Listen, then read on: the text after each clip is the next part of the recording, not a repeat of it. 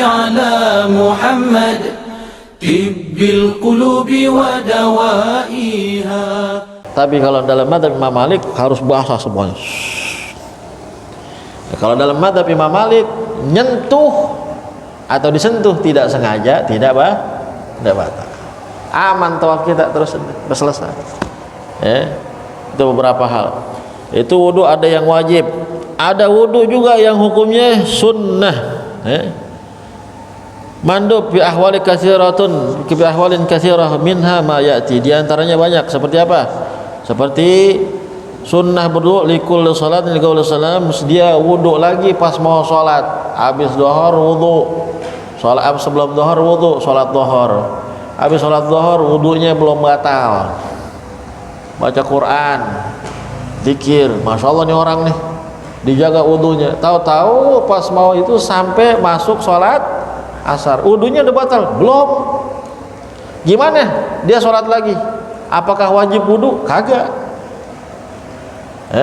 Kalau orang masih belum diyakinkan wudunya batal, nggak sah dia wudu lagi. Buat wudu yang wajib ya. Orang yang belum yakin wudunya batal, tidak sah wudu wajib, nggak sah. Jadi harus diyakinin dulu wudunya batal. Apain kek? Kencing kek? Tapi kalau orang ini yakin memang wudunya belum batal, dia mau wudu lagi boleh? Boleh. Niatnya bukan wudu wajib tapi tajdidul wudu, memperbaharui wudu. Hukumnya jadi niatnya bukan nawaitu fardhul wudu, bukan aku niat fardu, tapi niatnya nawaitu tajdidul wudu, aku niat memperbaharui wudu, sunnah. Kata Rasul, al wudu al fawqal wudu nurun fawqan nur. Wudu ditimpa sama wudu lagi, sama cahaya ditimpa lagi sama cahaya. Karena bekas wudunya orang yang beriman nanti akan memancarkan cahaya di hari kiamat. Maka kata Rasul, ummati gurran muhajjalun min atharil wudu yaumal qiyamah.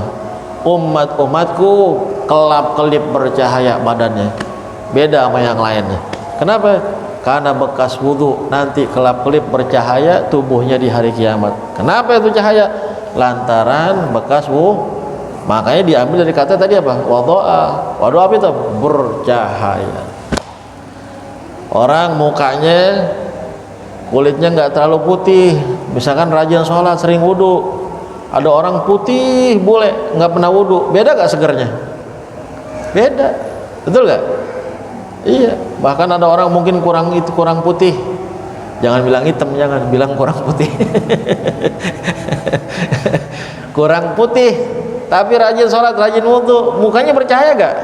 Bercahaya kenapa? Min atharil wudu. Sebagian dari Al-Quran, simahum,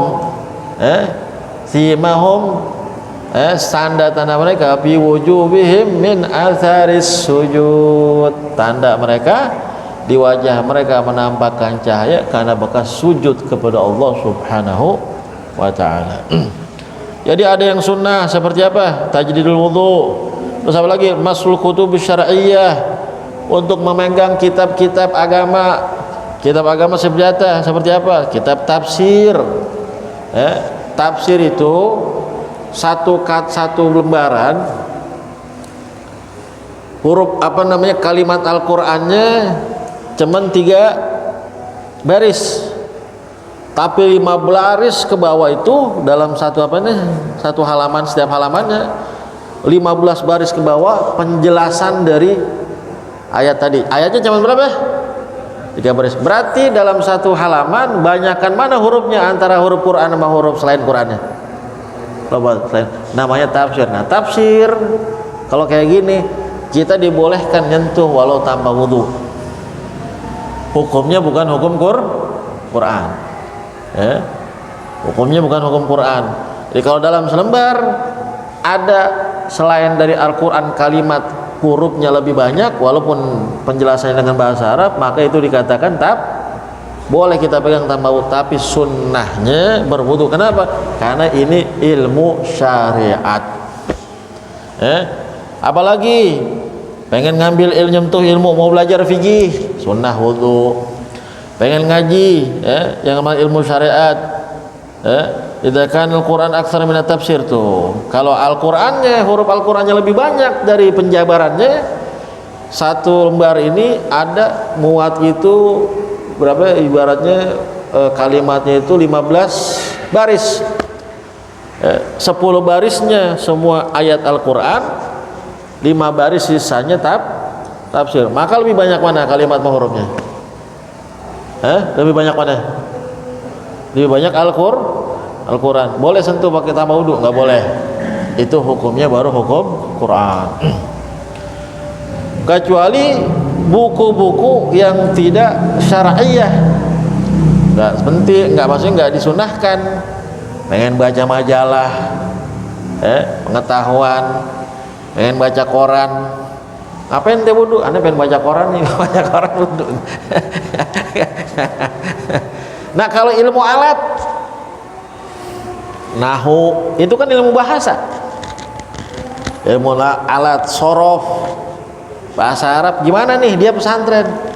Ya kalau dia tujuannya buat belajar nahu, belajar sorof dan belajar bahasa Arab untuk memahami kutubus syar'iyyah, kitab-kitab syariat, maka tujuannya seperti ke sana, maka ilmu alat itu pun hukumnya seperti kita memegang kitab syar'iyyah. Sunnah pakai wudu, sunnah di wudu.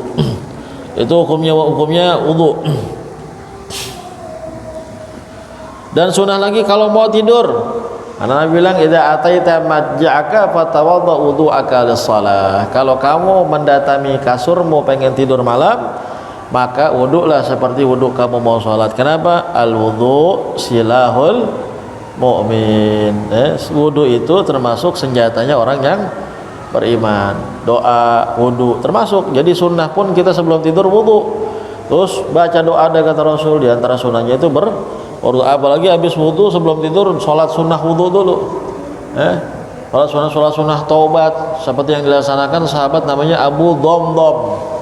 Ya Allah, kalau hari ini saya punya salah sama orang, ada orang yang tanpa saya sadar masih ada haknya sama saya mohon ridhokan ya Allah, maafin. Tapi kalau ada tanpa saya paham, tanpa saya sadar, atau orang itu sengaja atau tidak, dia punya salah sama saya, semua udah saya relain ya Allah. Itu kerjaan ibadahnya tiap malam Abu Dhamdham habis wudu sholat begitu doanya. Oke, begitu lagi majlis Nabi, datangnya orangnya Abu Dhamdham sahabat. Kata Rasul, ente mau tahu gak siapa orang yang bakal jadi ini orang ahli sorga? Orang masing-masing, jangan dia nih, jangan ini. Akhirnya masuk, nih dikit lagi masuk orang yang bakal tampang orang ahli surga. Ternyata masuk siapa? Ini sahabat yang saat itu dilihat, dikenal sahabat yang biasa-biasa aja. Ternyata yang masuk seorang sahabat yang namanya Abu Dhamdham. Ada satu sahabat Sayyidina Umar, Sayyidina Ali penasaran, ini orang amalan spesialnya apa nih? Sampai dibilang sama Nabi, ente pengen lihat gak? Dikit lagi masuk calon penduduk ahli sorga. Nabi udah ngomong begitu. Nabi penasaran, sahabat penasaran nih amalannya orang apa? Sampai ada sahabat penasaran minta tolong, mohon numpang nginep di rumahnya biar tahu amalannya. Dilihat amalannya biasa aja. Malah mungkin kata ditanya, ente amalannya apaan sih? Biasa aja. Katanya orang mungkin banyakkan sahabat antum daripada ada. Cuman apa yang spesial? Akhirnya dibongkar, dikorek. Akhirnya dibilang, aneh setiap sebelum tidur, aneh wudu, aneh sholat. Dan aneh berdoa sama Allah, doanya begitu, ya Allah, kalau hari ini saya punya salah sama orang, atau ada hak orang yang ada di dalam saya, jadi dia nggak mau tidur bawa dendam, dia nggak mau tidur bawa sakit hati. Kita lagi kesel sama orang, dibawa tidur enak apa kagak? Ngigo mulu dia tidurnya.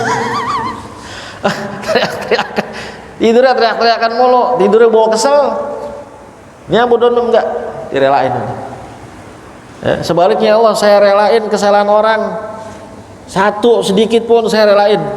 Kalaupun ada mungkin nyangkut hak orang kepada saya, orang punya hak terhadap saya tanpa sadar salah, mohon juga dimaafin ya Allah. Ini ibadah spesialnya Abu Dhamdham.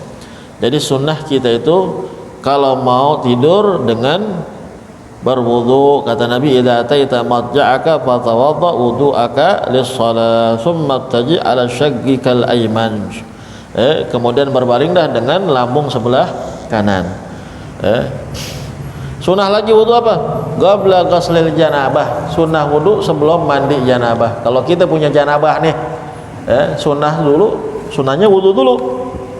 Habis cebok, bersihin. Kalau kita mau mandi itu biasa mungkin ada qadail hajat, buang hajat. Setelah selesai kita cebok, istinja. Habis itu yang sunnah di pertama kali dilakukan apa? Wudu.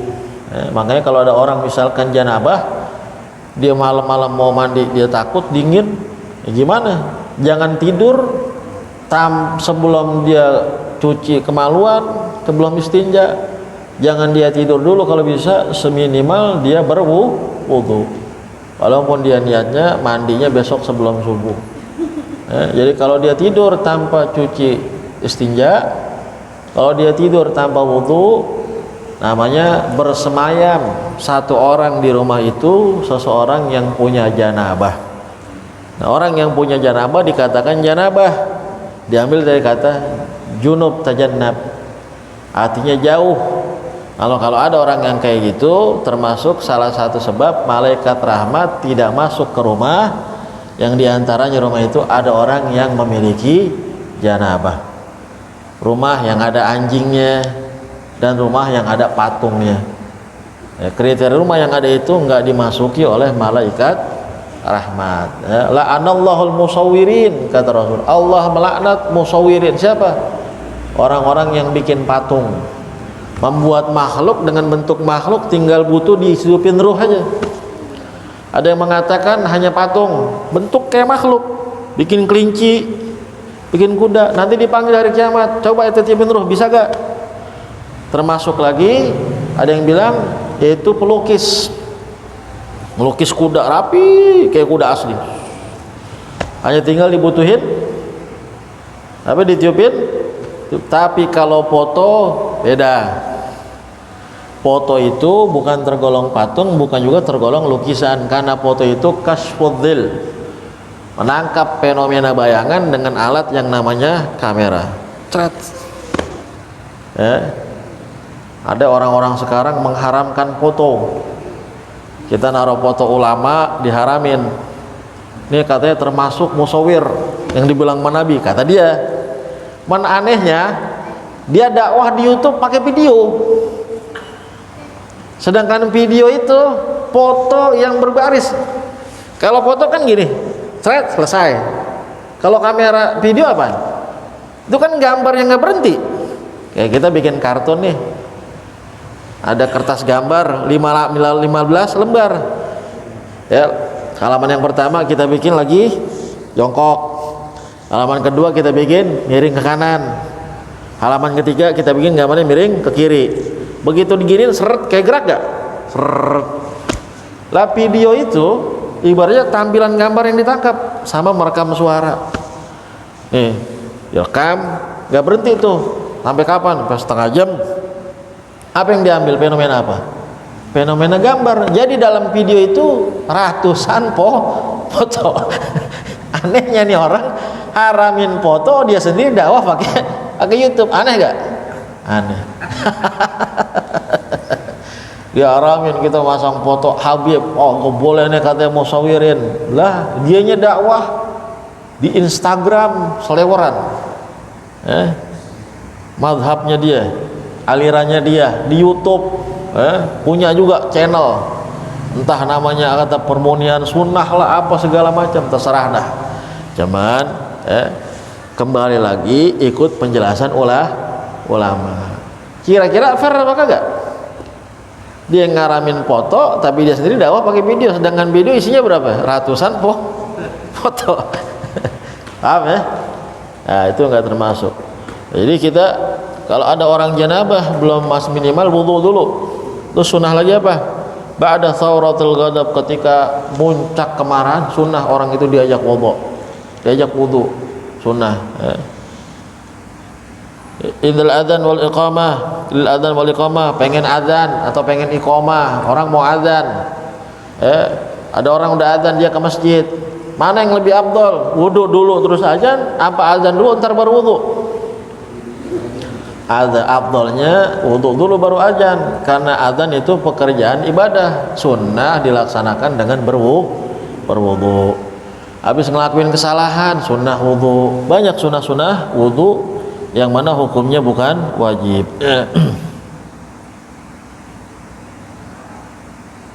Termasuk sunnah wudu habis bawa jenazah. Kita habis ngusung jenazah sunnah. Kata Rasulullah SAW, man ghassala mayyitan falyaghtasil wa man hamalahu falyatawadda. Siapa yang memandikan jenazah maka sepatutnya dia mandi. Siapa yang mengusung jenazah maka sepatutnya dia berwudu. Wudu habis bawa jenazah hukumnya sunnah. Mandi habis mandiin jenazah juga hukumnya sunnah. Kenapa? Orang yang mandiin jenazah bersentuhan langsung masih mayit, ya, hatinya tuh lemah, apalagi ngalamin fenomena yang disaksikan sama dia daripada seorang manusia. Sisi manusia pasti ada kurangnya, apalagi orang terdekat, ya. Makanya sunnah itu bahkan wajib. Saat proses istinja, tangan itu dilapisi dengan sarung tangan, tidak bersentuhan langsung. Pas nyebokin, tangan yang mandiin dengan tubuhnya si mayit, wajib pakai sarung tangan, atau paling agak kain dibumut. Kenapa? Biar dia hatinya kuat. Sebab kalau udah kesentuhan itu beda lagi, bisa larut, lemah dia, sedih, nggak kuat. Makanya dari itu kalau pas habis mandiin sunnah mandi jadi seger lagi. Bukannya wajib. Ada yang mendapat kalau ada orang memandikan jenazah belum mandi sunnah, tahu-tahu nyolatin, hukumnya makruh. Kalau dia habis mandiin jenazah, dia belum mandi sunnah, habis mandi jenazah, bukan cuma nyolatin, jadi imam sholat jenazah, bagaimana hukumnya? Kata ulama dalam fikih, asyadul karaha, makruhnya lebih parah, tapi nggak jatuh haram. Walaupun ada pendapat haram, pendapat yang keras, ada yang bilang haram kalau jadi imam, tapi yang paling ini asyadul karaha, makruhnya lebih parah, sunnah. Kalau orang mandi jenazah itu, habis mandi satu orang. Kalau mandi jenazah timnya misalkan satu jenazah itu 3, semuanya belajar tuh 3-3-nya. Pas selesai mandiin, dibawa ke kapan yang udah disiapin, satu orang perintahin mandi, ente mandi duluan sana, yang 2 rapiin kapan, set, udah kiket segala macam. Nah satu orang yang udah mandi rapi, dia suruh sholatin apa? Sholatin jenazahnya, sebagai ihtiyat, kehati-hatian. Walaupun sudah dilaksanakan oleh satu orang, gugur fardu kifayah sholat jenazahnya, karena jenazah macam-macam. Ada orang yang udah jenazah rapi, disolatin misalkan kelamaan, takut ada yang keluar lagi dari kemaluannya najis. Dalam hukum fikih, kalau najis keluar lagi si jenazah, walaupun udah rapi kapannya dan belum disolatin, wajib dikapanin ulang. Tapi kalau udah disolatin, setelah disolatin keluar nggak jadi masalah. Makanya ulama Hadramut begitu caranya. Dari tim yang mandiin, selesai nyemandiin, satu orang suruh mandi. Selesai dikapanin, dia suruh sholatin, gugurin fardu kifayah sholat jenazah. Ini kita berbicara masalah wudu, ada yang hukumnya wajib, wudu ada yang hukumnya sunnah, wudu ada yang hukumnya makruh, ka'iadatul wudu qabla ada salat bil wudu al-awwal. Ada wudu hukumnya makruh. Apa itu? Orang mengulang wudu, wudunya belum batal, tapi sholat yang kedua belum masuk. Anal wudu alal wudu makruh wa la tabdil majlis wa lam yu'dhi bi salat ghairiha qabla ada salat bil wudu. Oh, dia pengen ngulang lagi wudu, tapi dia belum melaksanakan sholatnya. Dia pengen sholat nih, sholat dohor wudu. Sebelum dia sholat dohor, wudunya masih ada nih. Aneh pengen tajdid dulu wudu lagi gitu. Jadi sebelum dohor, jadi wudunya dua kali. Yang pertama wudu wajib, yang kedua wudu sunnah. Sholat dohornya belum dilaksanain, sedangkan dia niatnya pengen sholat Ini makruh tajdidul wudu, sedangkan dia pengen zuhurnya belum dikerjain. Zuhurnya dulu kerjain. Nanti kalau masih ada wudunya pas asar, dia sunnah tajdidul wudu. Ada wudu yang hukumnya haram, kal wudu bima'il maghsub. Ada wudu yang hukumnya haram, sah tapi haram. Apa tuh? Wudu airnya boleh nyolong.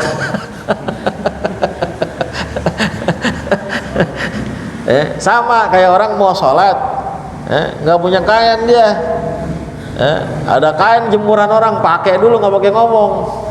Gimana tuh? Ada ngambil hak orang lain dimilikin, namanya sarikah, maling atau menyolong, mencuri. Ada make orang lain, punya orang lain, tapi tanpa izin, cuma numpang pakai doang, tadi balikin. Nah ini hukumnya yang kedua, nggak seperti pencuri, disebut gosop. Nah hukumnya dosa apa enggak? Tergantung dari yang punya barang, ridho apa kagak. Kalau ternyata yang punyanya nggak ridho, hukumnya sama kayak mencuri, walaupun nanti barangnya dibalikin. Nah itu gimana tuh? Kalau orang nggak ridho, dia bisa jadi haram. Tergantung bendanya. Apa aja barang, walaupun kita nggak milikin, kalau yang punya yang nggak ridho, hukumnya gosop. Tergantung ridho yang punya. Tapi kalau ngambil sampai milikin, entah dimakan atau dijual, namanya mencuri. Lain lagi deh tuh. Itu namanya milikin hak orang yang bukan haknya. Nah ini sama nih, air orang nggak pakai ngomong, walaupun buat wudu. Jadi kalau kita nih pengen numpang wudu di rumah orang, itu air punya siapa? Maaf nih, misalkan bapak nih, ada orang pengen wudu di sini, lagi antri, lagi acara di tempat wudu di masjid rame, ada tetangga tuh yang punya keran. Misalkan kita pengen wudu, boleh gak? Silakan, izin dulu sama yang punya rumah, gitu. Jangan main wudu-wudu aja, takutnya kalau dia nggak ridho, sholat kita sah bersamaan dengan dosa. Ini beberapa contoh hukum berwudu, ada yang wajib, ada yang sunnah, ada yang makruh, ada yang haram. Nah, insyaallah detail nantinya kita akan bahas furudul wudu. Mudah-mudahan Allah berikan kita ilmu yang manfaat insyaallah. Selain daripada alasannya kenapa 4 anggota yang dibasuh, insyaallah dibahas sama Syekh Nawawi di sini dikasih. Mudah-mudahan nanti kita bahas lagi. Allah kasih kita ilmu yang manfaat. Allah manfa'na bima 'allamtana wa 'allimna alladhi yanfa'una. Allahumma faqihna wa faqih ahlana wa gharabatin lana fi dinina mahdina bihudak waj'alna mimman yusari'u furudak wa la tuwallina waliyan siwak wa la taj'alna mimman khalafa amraka wa asak. Rabbana atina fid dunya hasanah wa fil akhirati hasanah wa qina adzaban nar. Sallallahu alaihi wasallam Muhammadin wa ala alihi wa sahbihi wasallam. Alhamdulillahi rabbil alamin. Ya Allahumma salli ala Muhammad طب القلوب ودوائها